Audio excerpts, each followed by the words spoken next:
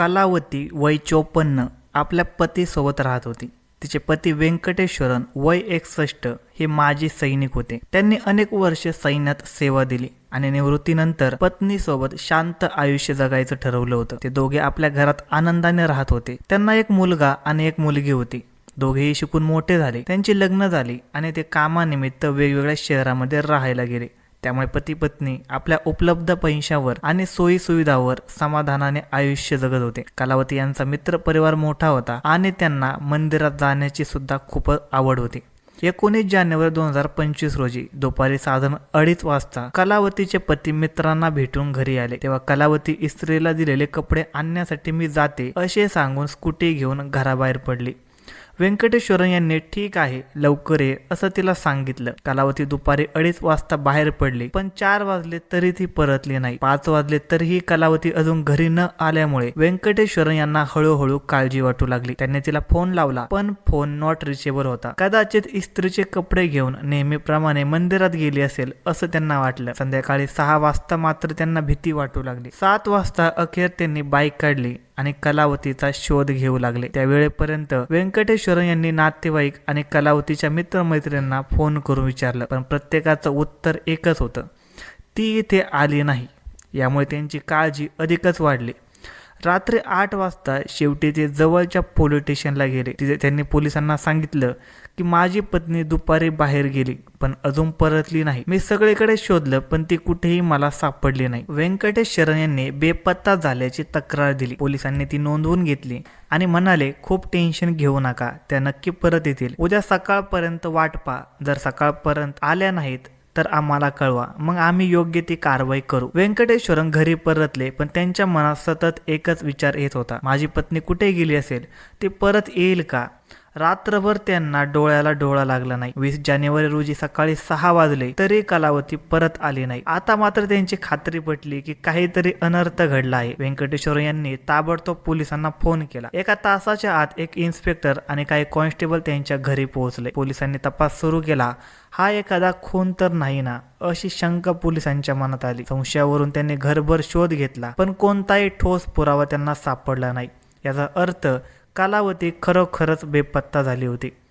आंध्र प्रदेशच्या श्रीकाकुलम येथील न्यू कॉलनीत राहणाऱ्या कलावतीचं नक्की काय झालं हे आपण इथे बघणार आहोत. पोलिसांनी CCTV फुटेज तपासण्यास सुरुवात केली. घराबाहेरचे आणि मुख्य रस्त्यावरचे सर्व कॅमेरे तपासले गेले. सायबर टीम कलावतीच्या फोनचा मागोवा घेत होती. तपासात महत्वाची माहिती हाती आली. कलावती दुपारी 2:30ला घराबाहेर पडली होती. तिने आपली स्कूटी कॉलेज रस्त्यावर पार्क केली होती.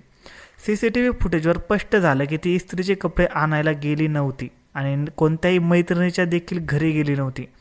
ती एका कॉलेजच्या कंपाऊंड जवळ स्कूटी पार्क करून तिथून पायी चालत गेली होती. पुढील तपासात दिसलं की कलावती एक विशिष्ट मध्यमवर्गीय वस्तीतील घरात शिरली. त्यानंतर तिचा फोन बंद झाला होता. पोलिसांनी त्या घराचा शोध घेतला पण दरवाजा बाहेरून बंद होता. शेजाऱ्याकडून माहिती कळाली की त्या घरात शरद कुमार नावाचा 31 वर्षीय तरुण भाड्याने राहतो. पोलिसांनी घराचा दरवाजा तोडून आत प्रवेश केला आणि झडती घेतली. बाथरूमचा दरवाजा उघडताच एक भयानक दृश्य समोर आलं. कलावतीचा मृतदेह बाथरूम मध्ये अर्धनग्न अवस्थेत आढळला.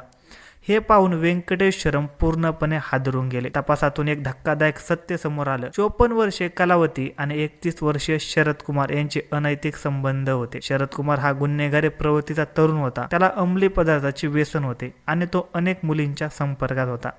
त्याने चैनीसाठी लोकांकडून तब्बल 3 लाख रुपये कर्ज घेतले होते. कलावती आणि शरदची भेट 2 वर्षांपूर्वी झाली होती. कलावती आपल्या शारीरिक गरजा पूर्ण करण्यासाठी आणि प्रेमाच्या शोधात या तरुणाकडे आकर्षित झाली होती. ती कोणालाही संशय येऊ नये म्हणून स्कूटी दूर पार्क करून शरदच्या घरी जात असे. शरद कुमार हा एक प्ले बॉय होता. त्याच्या मोबाईल मध्ये अनेक महिलांचे फोटो आणि संपर्क होते. तो महिलांकडून पैसे उकळून आपला खर्च भागवत असे. जेव्हा शरदवर कर्जाचा दबाव वाढला तेव्हा त्याने कलावतीकडे 3 लाख रुपयाची मागणी केली. मात्र कलावतीने स्पष्ट नकार दिला की सर्व आर्थिक व्यवहार माझे पती पाहतात, माझ्याकडे पैसे नाहीत.